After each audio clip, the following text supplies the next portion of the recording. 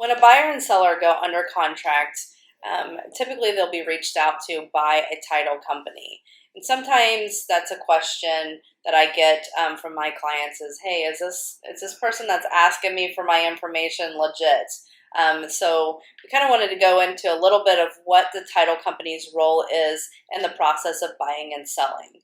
Can you tell us kind of what your contact with the title company is? Sure. So when we get a contract, we basically submit a title order. And with that order, they're going to do a title search to make sure that there's no issues with the title. There's no liens that need to be taken care of. It protects the buyer mostly in making sure that there's no issues on the seller side that would then carry over to the buyer.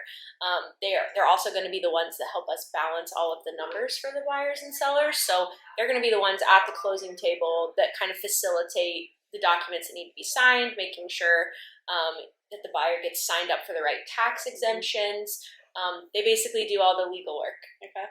And also with that title search, they are standing by their word. So they're issuing title insurance based on what they have uncovered, and that they're basically standing by it, saying that there's nothing else, and if there is anything, that title insurance policy will cover it. Say if you were down the road, an heir to an old sale, never signed off on something, that's the things that they look for. So if that were to come up, you would have that title insurance to cover that. Definitely. A big thing on REO for foreclosures, you would 100% make sure that you get title insurance, because you never know kind of if anybody did the right paperwork or not. But, right. And title insurance in the state of Indiana, for the buyers, it is optional. However, we almost always default to going ahead and putting that on the closing statement for the buyers.